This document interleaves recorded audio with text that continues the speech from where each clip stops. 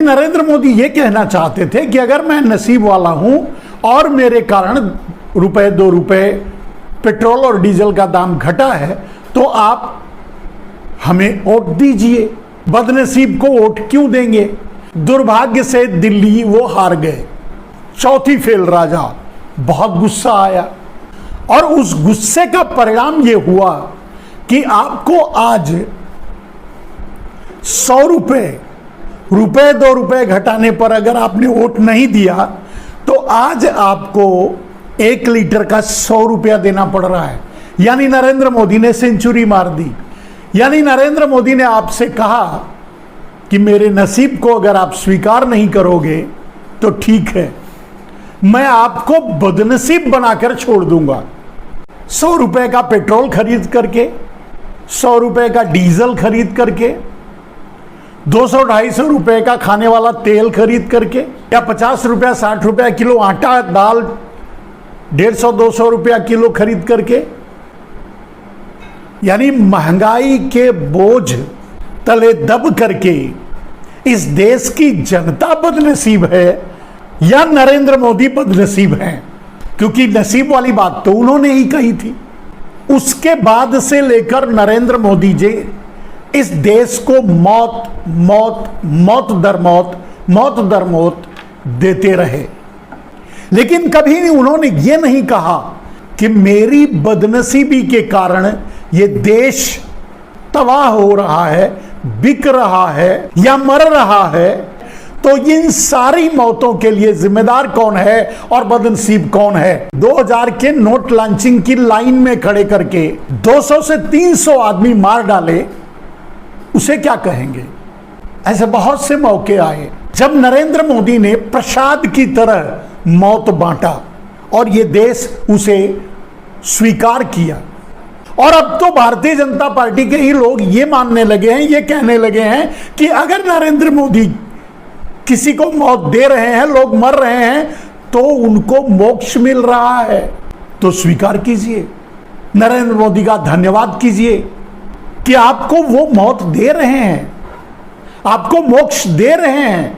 लेकिन मेरा सवाल तो यही है कि देश बदनसीब है या नरेंद्र मोदी बदनसीब हैं? ये बात नरेंद्र मोदी की है, मैं अपनी तरफ से नहीं कह रहा हूं। मीडिया की स्वतंत्रता को लेकर के कई बार सवाल उठते हैं और नरेंद्र मोदी चाहते थे कि जो उनसे सवाल करे या सत्ता पर उंगली उठाए या सत्ता पर से सवाल करे, उसके ट्विटर अकाउंट बंद कर दिए जाएं। ये आरोप जैक डर्सी का है। जिस देश में सवाल पूछने पर मारा जाता है, पीटा जाता है, जेल में बंद कर दिया जाता है, सालों साल तक उसे जेल में रखा जाता है, उस देश के लोग आश्चर्य करते हैं कि नरेंद्र मोदी ट्विटर को धमकी दिए होंगे या नहीं दिए होंगे। दिए होंगे तो यह खुलासा है। पूरी मीडिया को नरेंद्र मोदी ने पहले गोदी मीडिया बनाया और अब सुपारी मीडिया बना दिया। जिस देश में चैनल के मालिक अडानी होंगे, ड्रग्स के व्यापारी, माफिया, क्रिमिनल, अंतरराष्ट्रीय फ्रॉड, घोटालेबाज अगर चैनल का मालिक होगा, न्यूज चैनल चलाएगा, तो उस चैनल पर वो दिखाएगा क्या? चलिए, अगर अडानी के पोर्ट पे गांजा पकड़ा जाता है, अडानी के पोर्ट पे अफीम पकड़ा जाता है, अडानी के पोर्ट पे, अडानी के संस्थानों में अगर ड्रग्स पकड़ी जाती है, अडानी अगर सीधे ड्रग्स के व्यापार में लिप्त हैं, तो एनडीटीवी कैसे दिखाएगा? मीडिया भी उनकी है जो देश के लुटेरे और चोर हैं और जो नरेंद्र मोदी के भाई और बंधु हैं। अब वो गोदी मीडिया नहीं होंगे तो होंगे क्या? आज अडानी के लिए नरेंद्र मोदी कुछ भी करने के लिए तैयार हैं और मोदी के लिए अडानी कुछ भी करने के लिए तैयार हैं। तो अडानी एनडीटीवी में या अंबानी अपने चैनलों पर मोदी के से सवाल करेंगे, मोदी के विरोध में बात करेंगे, सरकार के विरोध में बात करेंगे, सरकार की गलतियों पर सवाल उठाएंगे। आप कुछ सोच सकते हैं, चैनल भी उन्हीं का है, मीडिया भी उन्हीं का है, फ्रॉड कंपनियां भी उन्हीं का है, फ्रॉड भी वही हैं, धोखेबाज भी वही हैं, देश को लूट भी वही रहे हैं, और उन्हीं में से एक प्रधानमंत्री भी है।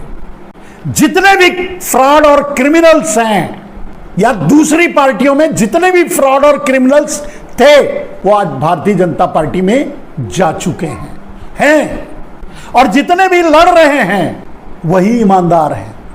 जो आज नरेंद्र मोदी के सामने खड़ा होकर ताल ठोककर सवाल कर रहा है, सवाल करने की हिम्मत कर रहा है, वो उस देश का सच्चा नागरिक है। जो उनसे लड़ रहा है वो एक सच्चा इंसान है, एक सच्चा नेता है, वो बहादुर है। कायर तो गए, चोर तो गए, फ्रॉड तो गए भारतीय जनता पार्टी में।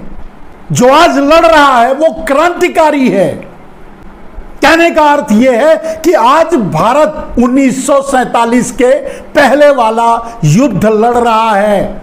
नरेंद्र मोदी का विरोधी है, नरेंद्र मोदी के सामने खड़ा है, यही उसकी सबसे बड़ी ईमानदारी की गारंटी है। चोर होता तो मोदी के खेमे में होता, चोर होता, बेईमान होता, भ्रष्टाचारी होता तो मंत्री होता, गृह मंत्री होता, मुख्यमंत्री होता, या कुछ नहीं होता तो भी किरण पटेल होता, संजय जयपुरिया होता, नरेंद्र मोदी का अंडरग्राउंड एजेंट होता, नीरव मोदी होता, मेहुल चौकसी होता, विनोद अडानी होता, अडानी एंड अडानी होता, अंबानी होता। एक चौथी फेल राजा के सामने ताल ठोक कर खड़ा होकर के लड़ने वाला आदमी, उसकी गारंटी पूछने की जरूरत नहीं है। और जो नरेंद्र मोदी के साथ खड़ा है उसके अपराधों की गिनती करने की जरूरत नहीं है। सेंधिल बालाजी पर ईडी का छापा पड़ा। कहा जाता है कि वो केस 2014 से पहले का है, कोई कार्रवाई नहीं हुई। लेकिन सेंधिल बालाजी की बदकिस्मती तब शुरू होती है जब वो डीएमके ज्वाइन कर लेते हैं और डीएमके में चुनाव लड़ते हैं, जीतते हैं, मंत्री भी बनते हैं।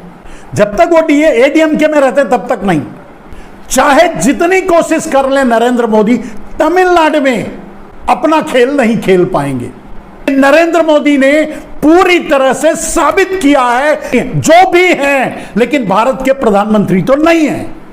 देश के बारे में वो सोचते ही नहीं। उनकी सोच केंद्रित हो चुकी है, सीमित हो चुकी है कि कुछ गुजराती चोरों के जरिए इस देश पर राज करवाया जाए, और उसी पर वो काम कर रहे हैं और वही हो रहा है। कुछ रुपए का नहीं, कुछ 1000 करोड़ का नहीं, 1000 करोड़ का नहीं, कई लाख करोड़ का घोटाला कर चुके हैं नरेंद्र मोदी अडानी के साथ और कुछ चोरों के साथ मिलकर के। ब्लैक मनी का जो उन्होंने ही, उनकी पार्टी ने ही, आरएसएस ने ही फैलाया था, और उस पर अब मुंह नहीं खोलते, बोलते नहीं, सांस तक नहीं लेते। भ्रष्टाचार की लड़ाई लड़ रहे हैं, इसे स्टैंड अप कॉमेडी नहीं कहेंगे तो क्या कहेंगे मेरे दोस्त। तमिलनाडु के नेता सेंधिल बालाजी पर जो कार्रवाई हुई, क्या वो जायज है? तो पहले क्यों नहीं हुआ? फिर अडानी पर क्यों नहीं हुआ? बृजभूषण पर क्यों नहीं हो रहा है? बृजभूषण पर कानून अपना काम क्यों नहीं कर रहा है? अडानी पर अपना कानून अपना काम क्यों नहीं कर रहा है? या भारतीय जनता पार्टी में जो दूसरी पार्टियों के चोर गए हैं उन पर कानून अपना काम क्यों नहीं कर रहा है? ईडी अपना काम क्यों नहीं कर रहा है? सीबीआई अपना काम क्यों नहीं कर रहा है? सरकार चलाने का जो तरीका नरेंद्र मोदी देश को बता रहे हैं, सिखा रहे हैं, देश जिस तरह से चला रहे हैं, ईडी सीबीआई का जिस तरह से गलत इस्तेमाल कर रहे हैं, अगर सरकार बदली तो भारतीय जनता पार्टी के ज्यादा से ज्यादा नेता आजीवन जेल में रहेंगे, इंक्लूडिंग। और अगर इसी तरह से गलत इस्तेमाल किया गया तो मैं नहीं समझता कि भारतीय जनता पार्टी का कोई भी नेता बाहर रहेगा। अब यह बात अलग है कि नरेंद्र मोदी चुनाव जीतने के लिए, छोड़ दीजिए सरकार में बने रहने के लिए, सत्ता पर, गद्दी पर बैठे रहने के लिए, सिंगोल धारण करके जूनागढ़ के नवाब इस देश की गद्दी ना छोड़ने के लिए चाहें तो इमरजेंसी लगा सकते हैं, सेंधिल बालाजी पर कार्रवाई करके स्टालिन को डराया जा रहा है। मोदी जी, ये दक्षिण भारत है। अडानी ने एक कंपनी खोली, उसके नाम से 1 लाख करोड़ लोन ले लिया, एयरपोर्ट खरीद लिया, बाद में अपने आप को डिफॉल्टर घोषित कर दिया गया। नरेंद्र मोदी ने वो माफ भी कर दिया, यानी वो जो खरीदा एयरपोर्ट या जो भी पोर्ट या जो भी, वो मुफ्त में मिला। अब अडानी से डील लिए हुई कि भाई ठीक है, थोड़ा पार्टी में भेज दो, 40% 50% चला आया पार्टी में पैसा। अब जिस कंपनी के नाम से अडानी ने फ्रॉड किया, उस कंपनी को 12 महीने तक कूलिंग पीरियड में डाल दिया गया। उसके बाद फिर से उसी कंपनी, फ्रॉड कंपनी जो लूट करके हमारा आपका पैसा बैंकों से खाकर बैठा भाग गया, फिर उसी को लोन दिया जाएगा, दिया जा रहा है। जब सबसे बड़ी कुर्सी पर बैठा प्रधानमंत्री भ्रष्टाचारी हो, भ्रष्टाचार करता हो, फिर किसी और को भ्रष्टाचार करने का अवसर कहां मिलेगा? सेंधिल बालाजी अगर कल भारतीय जनता पार्टी तमिलनाडु की इकाई ज्वाइन कर ले, कल ही जेल से बाहर आ जाएंगे, सारे केस बंद हो जाएंगे। इसमें कौन सी बड़ी बात है? करके देख लें। अरे ये तो खुला खेल हुआ है यार। तेरे बाप को छोड़ दूंगा, मेरी पार्टी को समर्थन कर, तू चल उप मुख्यमंत्री बन जा हरियाणा में। वो उधर उप मुख्यमंत्री का शपथ ले रहा था, उसका उधर उसका बाप जेल से छूट के आ गया। अब बोलो, इतनी बड़ी डील सुपारी सरकार लेकर के काम कर गई, कोई इसे क्या कहेंगे आप?